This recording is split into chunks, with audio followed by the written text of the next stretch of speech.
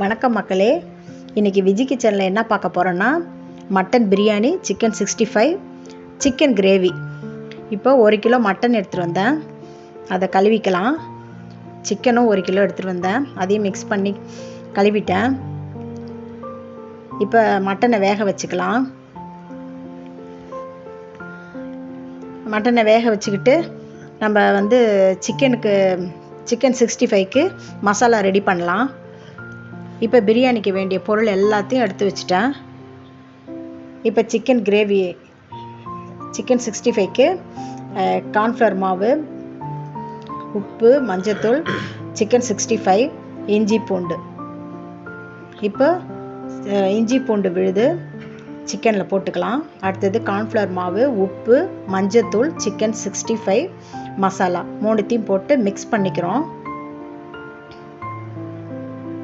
Mix பண்ணிட்டு ஒரே ஒரு முட்டை போதும், அதை அப்படியே உடச்சி ஊற்றிக்கலாம். அப்புறம் தயிர் கொஞ்சம் ஊற்றிக்கலாம். தயிர் 3 ஸ்பூன் போட்டிருக்கேன். எல்லாத்தையும் மிக்ஸ் பண்ணி ஒரு 1/2 hour நல்லா ஊறட்டும். நல்லா ஊறி வச்சுட்டு அடுத்தது பிரியாணிக்கு குண்டா வச்சுட்டேன். எண்ணெய் ஊற்றிட்டேன். அதுக்கு வேண்டியது பட்டை, கிராம்பு எல்லாத்தையும் போட்டுட்டேன்.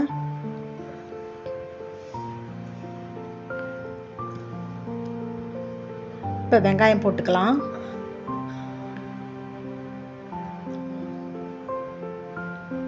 வெங்காயம் போட்டு நல்லா வதக்கிடுங்க. அடுத்து பச்சை மிளகாய் போட்டுக்கலாம். நல்லா வதக்கிடுங்க. நல்லா வதங்கணும், அப்போ தான் பிரியாணிக்கு ரொம்ப நல்லாயிருக்கும். இப்போ மட்டனில் கொழுப்பு அதிகமாக இருந்துச்சு, நான் எடுத்து போட்டுட்டேன். கொஞ்சம் அதிகமாக பெரியவங்கலாம் சாப்பிட்ணுன்றதுனால, சின்ன பசங்களுக்கு கொழுப்பு போட்டால் நல்லாயிருக்கும். இப்போ இஞ்சி பூண்டு விழுது, மசாலா பொடி எல்லாமே போட்டேன். தனி மிளகாத்தூள், மஞ்சத்தூள், பிரியாணி மசாலா தூள் எல்லாம் போட்டு மிக்ஸ் பண்ணிட்டேன். பச்சை ஸ்மெல் போயிடுச்சு. இப்போ தக்காளி போட்டு உப்பு போட்டு நல்லா வதக்கிடணும். அதுக்கப்புறம் புதினா போட்டிருக்கேன், அதையும் நல்லா போட்டு வதக்கிடுங்க. அப்புறம் நம்ம மட்டன் இது வேக வச்ச தண்ணியும் வச்சுருக்கேன். இப்போ தயிர் கொஞ்சம் ஊற்றிக்கலாம். இப்போ மட்டன் வேக வச்ச தண்ணியை எடுத்து வச்சுருக்கேன், அதை எதுவும் கீழே ஊற்ற வேண்டாம், பிரியாணிலே ஊற்றிக்கலாம். இப்போ மட்டன் எடுத்து போட்டுக்கலாம். 1 கிலோ வாங்கினாலும் கம்மியாக தான் இருக்குது, வெந்துட்டால் கொஞ்சமோண்டு ஆகிடும். ஆனால் சிக்கனில் அப்படி இருக்காது, கொஞ்சம் நிறையா இருக்கிற மாதிரி இருக்கும். பிரியாணி செய்யணுன்னா கொஞ்சம் கொழுப்பு இருந்தால் நல்லாயிருக்கும், வாசனையாக நல்லாவும் இருக்கும். இப்போ பாருங்கள், சிக்கன் வேக வச்ச தண்ணியில் சாதா தண்ணி கொஞ்சம் மிக்ஸ் பண்ணி ஊற்றிக்கிட்டேன் பிரியாணிக்கு. இப்போ ரைஸ் போட்டுக்கலாம். வீட்டு அரிசி தான், புழுங்கல் அரிசியில் தான் நான் செய்கிறேன், நல்லாயிருக்கும். புழுங்கரிசியில் செஞ்சு பார்க்கணுன்ட்டு தான் போடுறேன். இப்போ ரைஸ்லாம் வெந்துருச்சு. கொஞ்சம் நெய் ஊற்றிக்கலாம். எந்த நெய், வீட்டில் செஞ்ச நெய் இல்லைனா ஜிஆர்பி தான் பெஸ்ட்டாக இருக்கும் பிரியாணிக்கு. வேறு எந்த நெய்யும் நல்லாவே இருக்காது, நான் பார்த்துட்டேன். இப்போ நல்லா வெந்துருச்சு. இப்போ புதினா போட்டுக்கலாம். புதினா போட்டு மூடி வச்சுக்கலாம். பொலப்பொலன்னு வந்துடும். நெய் ஊற்றினாலே வாசனமும் பொலப்பொலனும் ஆகிடும். இப்போ பக்கத்து அடுப்பில் எண்ணெய் ஊற்றி நல்லா காஞ்சிருச்சு. இப்போ சிக்கன் 65 கொஞ்சம் கொஞ்சமாக போட்டுக்கலாம். நல்லாயிருக்கும், சூப்பரமாக 1/2 hour ஊற வச்சுருக்கேன்.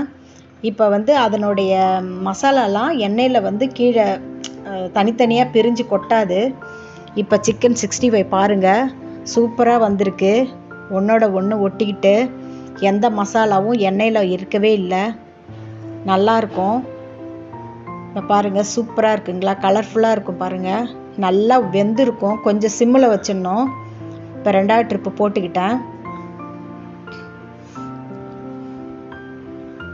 அதில் கொஞ்சம் வீட்டில் அரைச்ச மிளகுத்தூள் மேலே தெளிச்சிடணும். லெமனை புழிஞ்சு விட்டுருங்க எடுத்து வச்சோடனே, அப்போ தான் நல்லாயிருக்கும். லெமன் போட்டால் தான் சூப்பராக இருக்கும் சிக்கன் 65.